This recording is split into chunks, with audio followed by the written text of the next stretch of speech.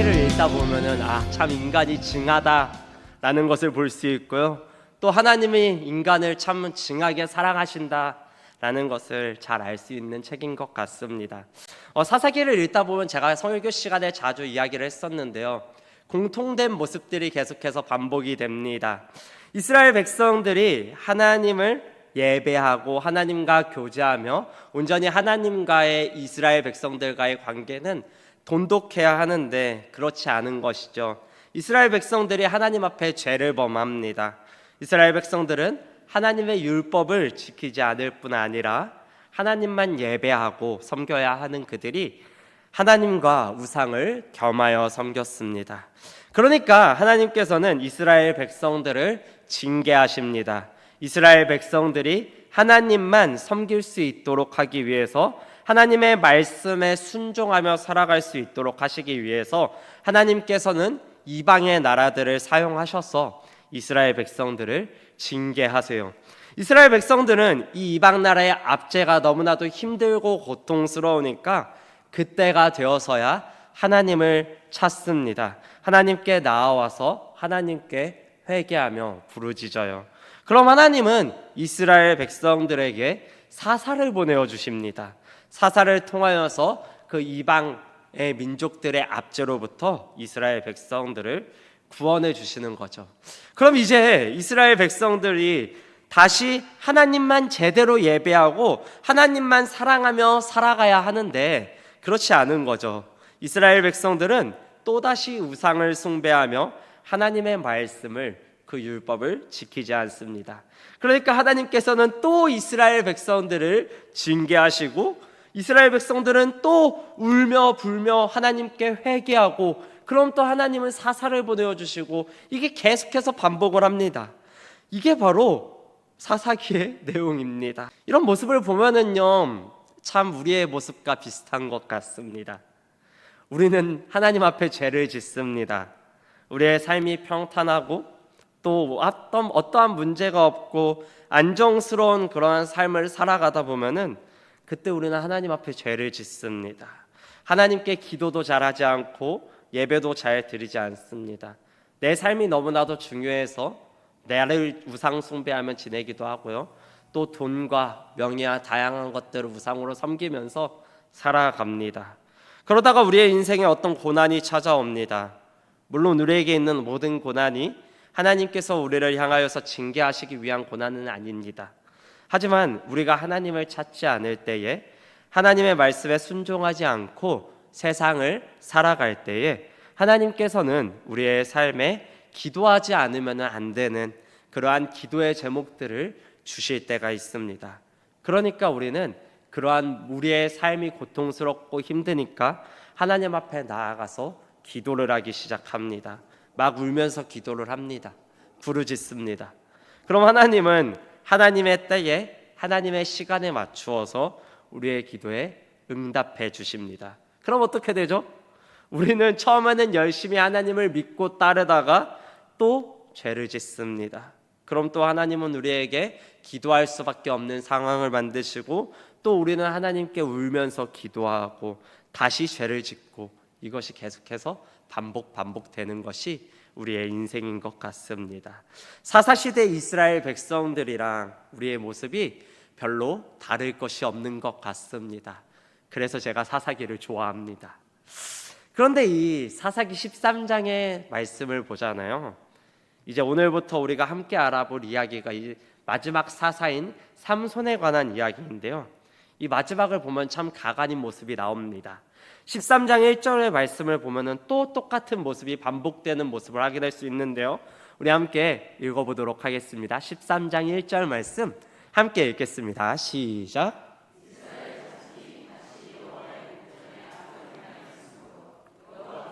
그들을 40년 동안 블레셋 사람의 손에 넘겨주시니라. 아멘. 네, 이스라엘 백성들이 또 하나님께 죄를 범하는 것이죠. 그러니까 하나님께서는 이스라엘 백성들을 향하여 다시 징계를 내리십니다. 그럼 이제 뭐가 나와야 정상이죠? 회개가 나와야 합니다. 그런데 이 13장부터 계속해서 이 내용을 이어가다 보면은요, 그 내용을 천천히 읽어가다 보면은요, 이스라엘 백성들이 이제는 회개했다라는 그 말조차 나오지 않습니다. 이제는 그들이 하나님께 부르짖지도 하나님을 찾지도 않는 거죠. 우리도 마찬가지입니다. 제가 가끔씩 진심 아닌 진심으로 청년들을 보면서 이런 말을 할 때가 있습니다. 난 너가 정말로 고통스러웠으면 좋겠다. 너가 저주받았으면 좋겠다. 나는 너의 인생이 정말로 힘들었으면 좋겠다 라고 말을 할 때가 있습니다. 우리가 신앙생활을 하다 보면 우리의 신앙이 항상 좋을 수만은 없거든요. 그래서 하나님께서 우리를 돌이키시기 위해서 징계를 우리에게 내리시는 것은 어떻게 보면 참 축복입니다. 그 시간을 통해서 우리가 하나님을 다시 붙잡을 수 있고 그분이 나의 인생의 주인이라는 것을 알아갈 수 있기 때문에 그것을 믿고 확신하며 나아갈 수 있는 시간이 우리에게는 반드시 필요한 것 같습니다. 그런데 우리의 신앙이 점점 무뎌지게 되면 어떻게 되냐면요, 처음에는 내 삶이 고통스러울 때, 내 삶에 어떤 어려움이 있을 때 하나님을 찾기라도 했는데, 그때라도 비로소 하나님께 돌아와서 하나님께 기도를 하기라도 했는데, 이제는 더 이상 하나님을 찾지 않게 되는 것이죠. 더 이상 하나님 앞에 회개를 하지 않습니다. 그것이 잘못된 방향인지 인지하지도 못한 채 그냥 죄를 죄로 당연스럽게 여기면서 살아가는 것이지요. 이스라엘 백성들이 이 정도까지 간 것입니다. 이스라엘 백성들이 이제는 하나님을 찾는 것조차 하지 않게 되었습니다. 그들이 회개조차 하지 않습니다. 이러한 배경 속에서 마노아와 그의 아내에 관한 이야기가 이 사사기 13장에 기록되어 있는 것입니다. 40년이라는 긴 시간 동안 블레셋의 압제를 당하고 있는 이스라엘 땅에 회개조차 하지 않고 하나님을 찾지도 않는 그 이스라엘에 출산을 하지 못하는 한 아내를 둔 가정의 이야기가 등장을 하는 것이죠. 이 가정에 여호와의 사자가 찾아옵니다. 여호와의 사자가 찾아와서 내가 너희 가정에게 사사를 보내주겠다. 사사가 될 아이를 네가 낳을 것이다 라고 말을 하고 있는 것이죠. 우리 함께 5절 말씀인데요, 5절 말씀을 함께 읽어보도록 하겠습니다. 5절 말씀입니다. 함께 읽겠습니다. 시작. 아들을 낳으니 그의 머리 위에 삭도를 대지 말라. 이 아이는 태에서 나옴으로부터 하나님께 바쳐진 나시림이 됨이라. 그가 블레셋 사람의 손에서 이스라엘을 구원하기 시작하리라 하시니. 아멘. 저는 이 말씀이 참 감사했습니다. 참 은혜가 되는 말씀이었던 것 같아요. 우리는 이 땅을 살아가면서 신앙생활을 할 때 신앙생활을 기브 앤 테이크라고 생각할 때가 너무나도 많이 있습니다. 내가 신앙생활을 열심히 해야지 하나님께서는 나에게 은혜를 베풀어 주신다라고 생각을 하는 것이죠. 내가 하나님의 말씀을 잘 지키고 내가 매일 하나님께 예배하면서 기도도 열심히 하고 찬양도 부르면서 감사하면서 살아가면 하나님께서 나에게 은혜를 베풀어 주실 거야 라는 생각을 하면서 신앙생활을 합니다. 저도 마찬가지로 그렇게 신앙생활을 했어요. 그런데 오늘 본문을 보세요. 당시 이스라엘 백성들이 어떠했습니까? 그들은 회개조차 하지 않았습니다. 그들은 더 이상 하나님을 찾지도 않은 자들이었습니다. 죄를 짓고 회개해야 하나님께 부르짖어야 하나님께서는 사사를 보내주실 텐데 그 회개조차 그들은 하지 않았습니다. 그런데 하나님은 회개하지 않는 그들에게 은혜를 베풀어 주십니다. 죄로 가득해서 하나님을 찾지도 않는 그들에게 하나님께서는 사사를 보내주시면서 그들을 구원하시려고 하는 것입니다. 구약시대에 등장하는 여호와의 사자는요, 이 구약시대 당시에 역사하시는 성자 하나님이시거든요. 그러니까 예수님께서는 마노아의 아내를 찾아오셔서 말씀하시는 거죠. 너가 아들을 낳을 것이다. 그 아들이 하나님께 바쳐진 나시린이기 때문에 너는 아들을 세상과는 구별된 삶을 살게 해라. 포도주와 독주를 마시지 말게 하고 어떤 부정한 것도 먹지 말게 하라. 머리를 자르지 말아라. 그 아들이 이스라엘을 구원할 것이다 라고 말을 해줍니다. 마노아의 아내는 그 예수님의 말을 듣고 믿음으로 받아들입니다. 그리고 나서 이 기쁜 소식을 자신의 남편 마노아에게 전하는데요. 6절에서 7절 말씀을 제가 읽어드리도록 하겠습니다.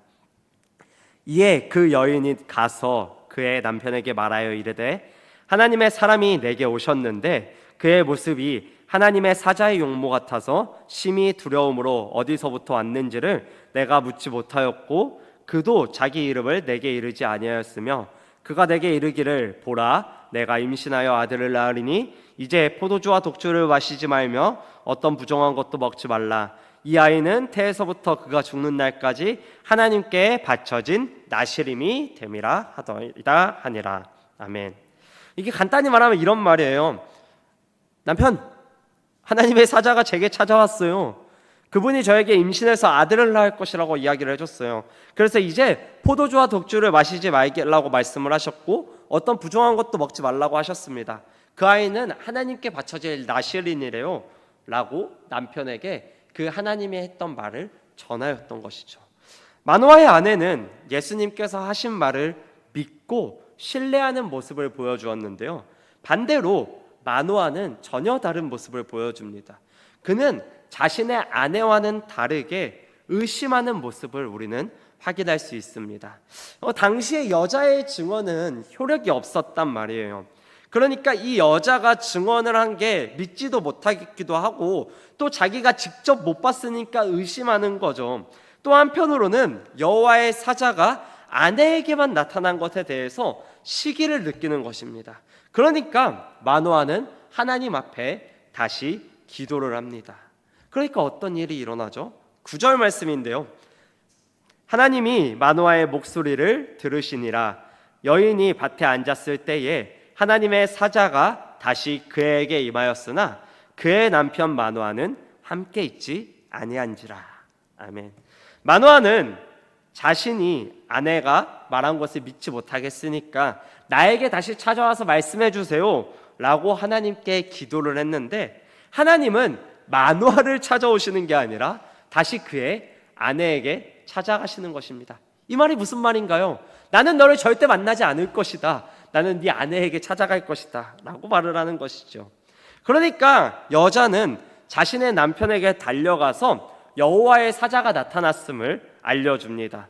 마노아는 자신의 아내를 따라가서 그 여호와의 사자를 만나 그 여호와의 사자에게 당신이 그 사람이 맞습니까? 라고 질문을 하고 예수님께서는 내가 그다 라고 말을 합니다.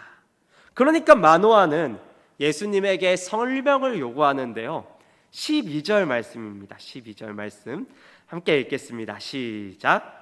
마노아가 이르되 이제 당신의 말씀대로 되기를 원하나이다. 이 아이를 어떻게 기르며 우리가 그에게 어떻게 행하리이까? 아멘. 마노아는 내가 당신이 말씀하시는 대로 되기를 원합니다. 그런데 제가 그 아이를 어떻게 길러야 합니까? 당신은 나에게 그것에 대하여서 설명을 좀 해주세요 라고 여호와의 사자에게 말을 하고 있는 것입니다. 사실은 이미 하나님께서는 어떻게 그 아이를 길러야 하는지 가르쳐 주셨단 말이에요. 자신의 아내한테 이미 말씀을 해주시기도 했고 나시린에 관한 규례가 이미 율법에 잘 기록되어 있습니다. 그 말씀을 잘 따르기만 하면 되는데 그런데 마노아는 예수님에게 설명을 요구하는 것이죠. 그러니까 예수님께서는 뭐라고 말씀을 하시냐면요 13절에서 14절 말씀입니다. 여호와의 사자가 마노아에게 이르되 내가 여인에게 말한 것들을 그가 다 삼가서 포도나무의 소산을 먹지 말며 포도주와 독주를 마시지 말며 어떤 부정한 것도 먹지 말고 내가 그에게 명령한 것은 다 지킬 것이니라 하니라. 아멘. 내가 이미 너에게 다 가르쳐 주었다. 너는 나에게 묻지 말아라 라고 말을 하는 것이죠. 그러면서 했던 말을 또 다시 반복해 줍니다. 마노아는요 하나님 내가 더 이해할 수 있게 당신이 나를 좀 납득시켜 주세요. 당신이 내게 설명을 좀 해주세요 라고 말을 하지만 하나님께서는 그저 똑같은 말씀을 되풀이해 주시는 것입니다. 이를 통해서 우리가 함께 알아보고 싶은 것이 있습니다. 하나님께서는 우리의 삶을 인도하실 때, 우리의 삶을 이끌어 가실 때 물론 우리에게 납득이 되게 설명해 주실 때가 있습니다. 설교 시간을 통하여서 혹은 성경의 말씀을 통하여서 우리에게 하나님에 관하여서 설명해 주실 때가 있어요. 그래서 우리가 그분을 따를 수 있게 만드시는 경우도 분명히 있습니다. 그런데 하나님께서는 우리가 하나님의 말씀을 들을 때 우리가 그 말씀이 이해가 되어서 그것이 나에게 합리적이기 때문에 내가 그것을 따르는 것이 아니라, 하나님은 위대하신 분이시고 그분이 세상을 창조하신 창조주이시며 그분은 선하신 분이시고 전능하신 분이시기 때문에 그분을 따르기를 원하시는 것입니다. 마노아의 아내의 모습을 보십시오. 그녀는 하나님의 성품을 신뢰했습니다. 하나님이 지혜로우신 분이시기 때문에 그분이 나보다 더 전능하신 분이시고 선하신 분이신 것을 알기 때문에 마노아의 아내는 여호와의 사자의 말을 믿고 받아들였어요. 그런데 마노아는 의심하며 하나님께 설명을 요구하는 것입니다. 자신이 이해가 되지 않으니까, 자신이 설득되지 않으니까 당신이 나에게 좀 설득시켜 보십시오 라고 말을 하며 하나님께 이야기를 하는 것이죠. 뿐만 아니라 그는 여호와의 사자와 거래를 하려고 합니다. 15절 말씀인데요, 15절 말씀 우리 함께 읽어보도록 하겠습니다. 함께 읽겠습니다. 시작. 마노아가 여호와의 사자에게 말하되 구하옵나니 당신은 우리에게 머물러서 우리가 당신을 위하여 염소 새끼 하나를 준비하게 하소서 하니. 아멘. 당시에 염소 새끼를 남에게 대접하는 것은 정말 쉽지 않은 행동이었습니다. 가축이 당시에 매우 중요한 재산이었거든요. 그 재산을 소진해가면서 상대방에게 대접하는 거였어요. 본인도 1년에 한 번 고기를 먹을까 말까 한데 누군가에게 그것을 바친다는 것은 쉬운 행동이 아니었던 것이겠죠. 그런데 마노아는 예수님에게 내가 당신을 위해서 염소 새끼 한 마리를 대접하겠습니다 라고 말을 합니다. 이게 어떤 의미인지 아세요? 내가 당신에게 잘 보이기 위해서 내게 있는 이 중요한 것, 소중한 것을 당신에게 드리겠습니다 라는 의미입니다. 당신은 이거를 먹고 제 말을 좀 잘 따라주세요 라고 뇌물을 주고 있는 것이죠. 당시에 이 이방 민족들이 이방의 신을 섬길 때 이런 식으로 섬겼었거든요. 우상 숭배를 하는 모습이 바로 이런 모습이었습니다. 내게 있는 소중한 것을 내가 믿는 신한테 가져다가 바치면 그 신이 내가 원하는 대로 이루어 줄 것이라고 생각을 하는 것이죠. 그래서 당시 이방 민족들은 자신의 소중한 것들을, 그것이 혹 자신의 자녀일지라도 그 신에게 바쳤습니다. 마노아는 하나님을 대할 때 그분을 이방 신과 똑같이 대했습니다. 내가 당신에게 이 염소를 바치겠습니다. 당신은 이걸 먹고 내 말을 잘 들어주세요. 내가 하라는 대로 좀 해주세요. 내가 분명히 당신에게 나를 설득해달라고 했는데 왜 당신은 설득을 안 해주십니까? 내가 이거 줄 테니까, 내가 공양이 부족했던 것 같으니까 당신은 이거 먹고 내 편 좀 들어주세요. 내 뜻대로 좀 움직여주세요 라고 말을 하고 있는 것이죠. 이런 식으로 마노아는 하나님을 통제하고 조정하려고 했습니다. 이거는 우리가 하나님을 대할 때도 마찬가지입니다. 우리는 종종 하나님을 통제하려고 합니다. 하나님, 내가 기도 많이 하고 있는 거 알죠? 착한 일 많이 하고 있는 거 알죠? 제가 교회 봉사도 열심히 하고 있고 꼬박꼬박 헌금도 잘 드리고 있고 한 달에 한 번 있는 온창기도 맨날 참여하고 있고 지금 교회에서 하고 있는 성경 읽기도 제가 열심히 참여하고 있습니다. 제가 새벽 기도도 한 번도 빠지지 않았습니다. 제가 당신에게 이렇게 잘해주고 있어요. 제가 당신에게 제게 있는 모든 것을 드렸습니다. 당신은 나를 설득시켜주세요. 당신은 내가 원하는 대로 좀 움직여주세요 라고 하나님을 조종하려고 합니다. 내 마음대로 하나님을 조종하려고 하고 내 마음대로 하나님을 통제하려고 하는 것이죠. 그런데 하나님의 반응이 어떤 것일까요? 16절 말씀인데요, 16절 말씀 우리 함께 읽도록 하겠습니다. 함께 읽겠습니다. 시작. 여호와의 사자가 마노아에게 이르되 내가 비록 나를 머물게 하나 내가 내 음식을 먹지 아니하니라. 번제를 준비하려거든 마땅히 여호와께 드릴지니라 하니 이는 그가 여호와의 사자인 줄을 마노아가 알지 못함이었더라. 아멘. 번제의 특징이 있습니다. 번제는요, 모든 것을 다 태워버리는 그러한 제사거든요. 그러니까 이렇게 말을 하는 거죠. 너는 나에게 잘해줄 필요가 없다. 너가 나를 이것을 줌으로써 통제하려고 하지 말아라. 내한테 잘해줘야지만이 내가 너에게 잘해주는 것이 아니다. 너는 그냥 나를 믿어라. 내가 그냥 너에게 잘해주는 것이다 라고 말을 해주는 것입니다. 사랑하는 성도 여러분, 이 모습을 보면서 우리가 함께 좀 나누고 생각했으면 하는 것이 있습니다. 우리는 자주 잃어버리는 것이 있는데요, 하나님께서 나를 사랑하시는 이유가 나의 어떤 행동 때문에 나를 사랑하신다 라고 착각할 때가 너무나도 많이 있습니다. 나는 사랑받을 만한 자격이 있어서 하나님께서 나를 사랑하시는 것이다 라고 착각을 하며 종교 생활을 합니다. 그래서 나의 어떤 행동을 통하여서 하나님을 조정하려고 합니다. 하나님께 잘 보이려고 하고 잘해주려고 해요. 그러니까 당신이 말하는 예배, 당신이 말하는 기도, 당신이 말하는 말씀대로 살아가는 것 제가 다 해줄게요. 당신은 저에게 복을 주세요. 당신은 저를 사랑해 주세요 라는 생각으로 종교 생활을 합니다. 그런데 우리 하나님은요, 내가 어떠한 행동을 잘해서 매일 새벽 예배에 나오고 매일 기도하고 찬양하며 하나님의 말씀을 잘 지키기 때문에 우리를 사랑하시는 분이 아니십니다. 여러분, 이게 종교와 신앙의 차이입니다. 종교 생활은요, 내가 하나님 앞에 잘 보여야지 하나님께서 나에게 복을 주십니다. 그런데 참된 신앙은요, 하나님께서 값없이 나를 사랑하시기 때문에, 그분이 값없이 우리를 사랑하시는 것을 우리는 가장 선한 길로 인도하신다는 것을 우리의 삶에서 받아들이고 그분께 순종하는 것입니다.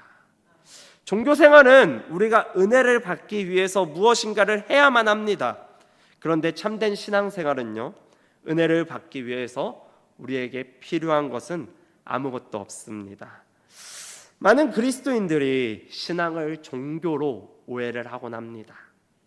그래서 하나님께 복을 받기 위해서, 그분의 은혜를 받기 위해서 나는 무엇인가를 해야 한다고, 그분을 예배하고 그분께 기도해야 한다고 생각을 합니다.